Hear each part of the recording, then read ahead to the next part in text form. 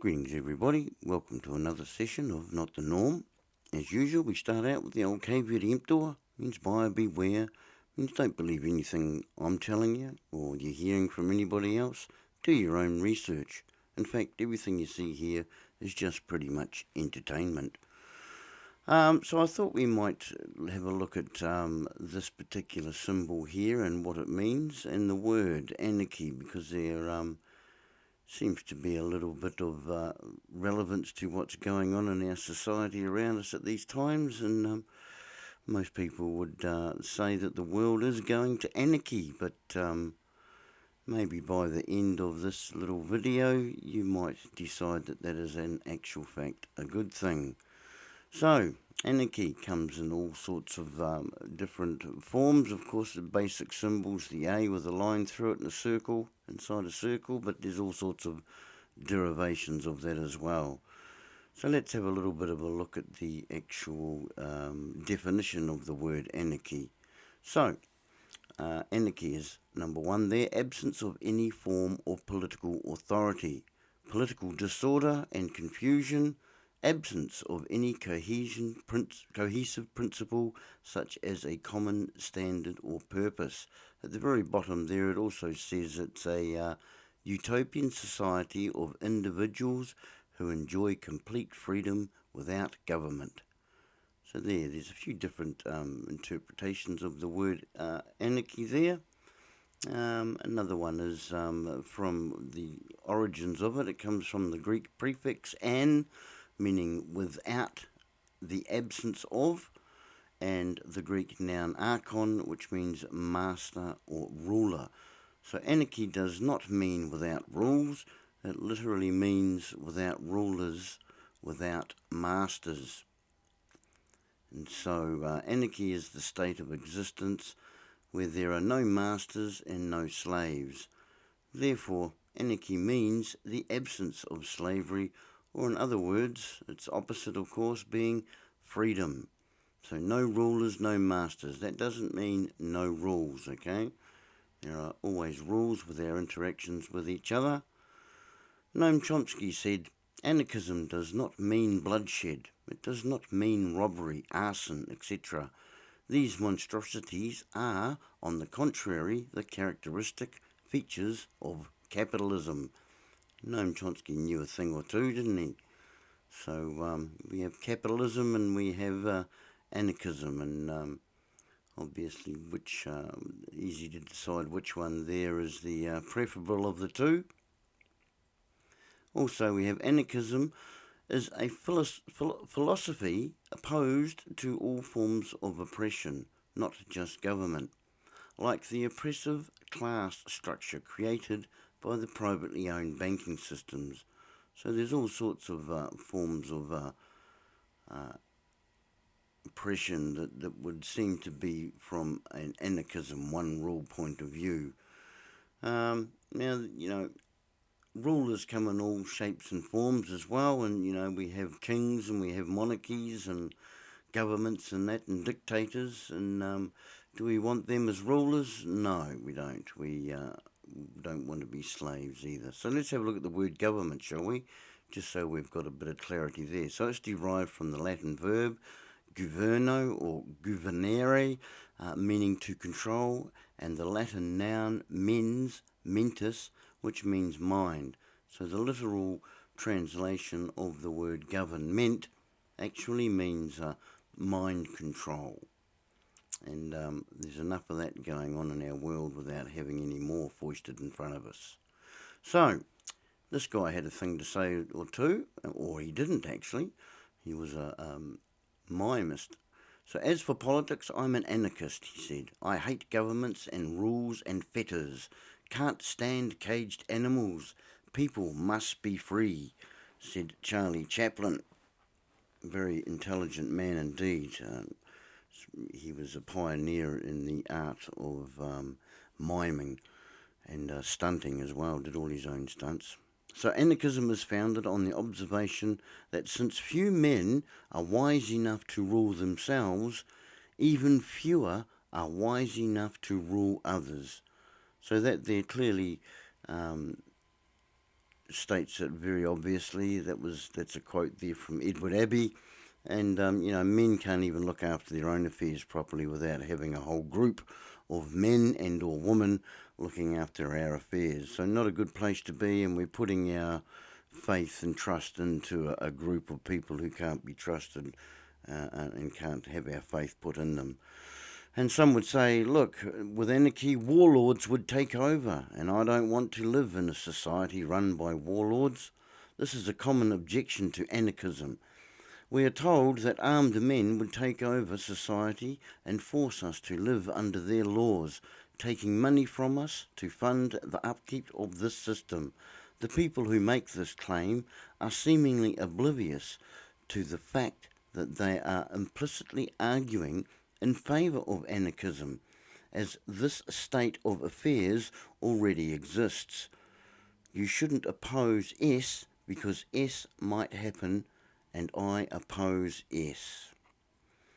So when you start to actually look at the actual definitions of anarchy, maybe there's a lot more of us that actually gel and resonate with the ideas of anarchy rather than the definitions that the mainstream media has foisted in front of people. So when we start to look a little bit deeper again, we start to find greater meanings and comprehensions of things. And there says, Dear Rothschilds and other hierarchists, we are coming for you, the pissed off anarchists. Now, anarchy, also entails the idea of pacifism, but also, people have the right to self-defense when they are being attacked, and certainly being attacked in these times. So anarchy, as a noun, is a theory holding all forms of governmental authority to be unnecessary and undesirable, and advocating a society based on voluntary cooperation and free association of individuals and groups. So anarchy is not chaos or lawlessness, as they would have you to believe. So as I say, once we start to looking at the definitions, it maybe isn't too bad at all. So anarchy is order, whereas government is a civil war. And I think if we look at the history of government, we can see that fairly clearly. When I say anarchism, you hear chaos, violence, mayhem. When I say anarchism, I mean cooperation, voluntary association, and mutual aid. There's a quote there from Simon Springer. Again, someone who's obviously looked into the definitions, the true definitions of the word anarchy. And here's a little bit of historical interest for you. This group of people called the Kabouters, or Kabouters, I'm not sure how that's pronounced. But the Kabouters were a group of Dutch anarchists who used pranks, civil disobedience, and sabotage to expose problems in society, including police brutality, housing shortages, and environmental problems. Many of the things we're dealing with today, actually. The Kabouters became so popular that people voted them to serve in their local city councils. If you thought if something was wrong with your community, how could you tell people about it? What is an example of a prank that could help inform, educate, or amuse people in your community? So a good idea to be able to think of ideas that are outside the box, where maybe we can help to educate people on the morals of anarchy, if you like, rather than the immorals that seem to get portrayed by the mainstream media a lot. Here's a bit of a quote from a guru in the anarchy movement, Larkin Rose. If you haven't come across him, then I'd seriously suggest you have a look for him on YouTube. He says, if you personally advocate that I be caged if I don't pay for whatever government things you want, please don't pretend to be tolerant or non-violent or enlightened or compassionate. Don't pretend you believe in live and let live, and don't pretend you want peace, freedom or harmony. It's a simple truism that the only people in the world who are willing to live and let live are voluntarists. So you can either pretend to care about and respect your fellow man while continuing to advocate widespread authoritarian violence, or you can embrace the concepts of self-ownership and peaceful coexistence and become an anarchist. So as I say, Larkin Rose, he's a very intelligent man, and he's got some very good information out there. Check out his The Most Dangerous Superstition on YouTube, and very highly recommended viewing. He's got some other good videos out there too. About another one's called The Plantation. It's very recommended viewing as well, how they incorporated slavery.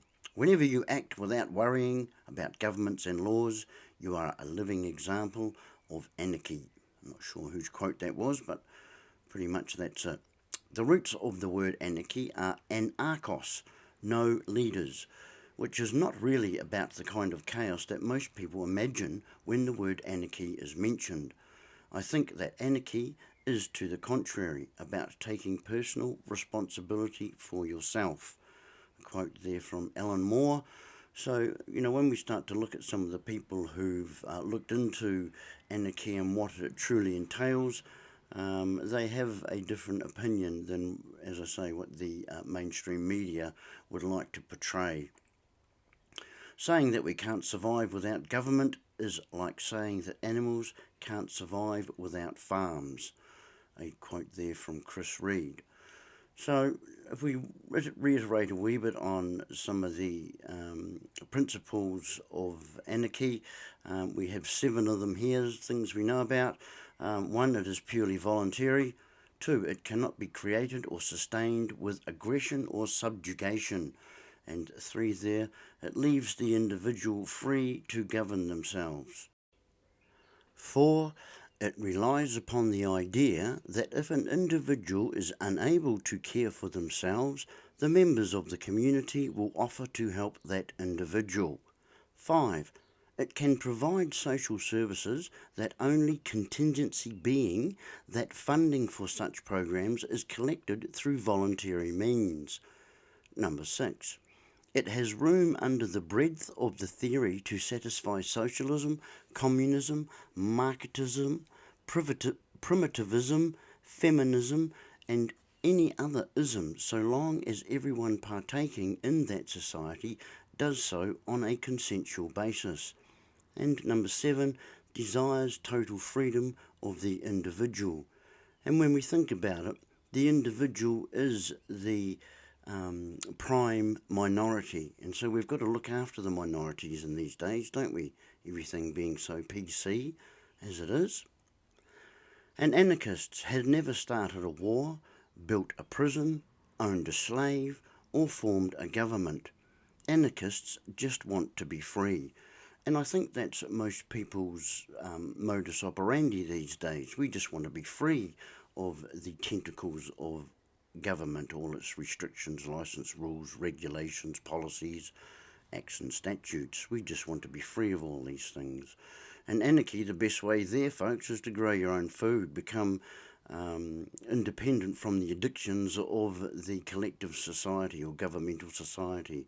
That means your own power, your own food, your own water. This is how true anarchy looks. So you opt out of the system and you be an individual. Of course, we can do that in community as well. Rise like lions after slumber, in unvanquishable number. Shake your chains to earth like dew, which in sleep had fallen on you. Ye are many, they are few. It's from The Mask of Anarchy. One true divide status. These are people who believe in the governmental system and believe in the rules, regulations, and things of the governmental constructs. Whereas anarchism, means being free and being opposing slavery, and that of course includes your own. So if you are anarchy, the rules. If you are hungry, I will offer you food. If you are thirsty, I will offer you water. If you are cold, I will offer you warmth. If you are in need, ask and I will give. If you are in trouble, ask and I will help. And there's all sorts of things there. And these are just normal things in a natural human being in the general sense of the word. So anarchy is the only slight glimmer of hope we have, said Mick Jagger. Now, anarchy is the radical notion that other people are not your property. You own yourself and the effects of your actions. All human interaction should be voluntary association or mutual exchange. All force and fraud and threats and coercion are inherently illegitimate. The state is by definition a monopoly on violence, which is the moral blight at the heart of all conquest, and slaughter and famine and death. Taxation is theft. War is a racket, and national borders are nothing more than chalk outlines around unprosecuted mass murder. Pretty much what it is. Don't negotiate with terrorists. That means your government, folks. Become an anarchist. Actually, go and look up the word terrorism, in fact, and you'll see that it actually means government by tyranny. So that's pretty much what we've got. So in anarchy, there is no government, like no government. You are your own ruler. My political opinions lean more and more to anarchy. The most improper job of any man, even saints, is bossing other men. Not one in a million is fit for it, and least of all those who seek opportunity, said J.R.R. Tolkien. Again, these people are pretty intelligent men and women, of course, and they know a little bit about historical and political environments that bring them to, what is normally today a different interpretation of the word anarchy. Irony is a status calling an anarchist a threat to society. And this is what it is, this is why people who are statists vehemently defend their position, because they think that anarchy means no rules. In fact, as we've seen, it means no rulers. Anarchists did not try to carry out genocide against the Armenians in Turkey. They did not deliberately starve millions of Ukrainians. They did not create a system of death camps to kill Jews, gypsies and slaves in Europe. They did not firebomb scores of large German and Japanese cities and drop nuclear bombs on 2 of them. They did not carry out what was termed a Great Leap Forward that killed scores of millions of Chinese. They did not attempt to kill everybody with any appreciable education in Cambodia. They did not launch one aggressive war after another. They did not implement trade sanctions that killed perhaps 500,000 Iraqi children. In debates between anarchists and statists, the burden of proof clearly should rest on those who place their trust in the state. Anarchy's mayhem is wholly conjectural. The state's mayhem is undeniably, factually horrendous. There's a quote there by Robert Higgs. Again, another very intelligent man who knows what he's talking about. And finally here, another quote from Larkin Rose. Anarchism means that we remove one thing, which is the idea that some people have an exemption from morality. That is all it means. It doesn't mean we remove organisation. It doesn't mean we remove cooperation. It means that nobody has an exemption from morality. And if one assumes they can rape, torture, murder all they desire, if there wasn't a government to stop them, then they're in desperate need of some philosophical, psychological assistance. In actual fact, if you think like that, you can go around and get away with what the normal mainstream definition of anarchy is, which is actual chaos and violence and control, then you've got psychological problems and you maybe should be seeking some kind of help. So that pretty much covers anarchism and anarchy for me. I hope you enjoyed that, and if you did, please like, subscribe and share. And if you're really keen, you can maybe give me a bit of a donation there as well, or buy me a coffee. Either way, have a great week and a great day, and we'll catch you on the next one.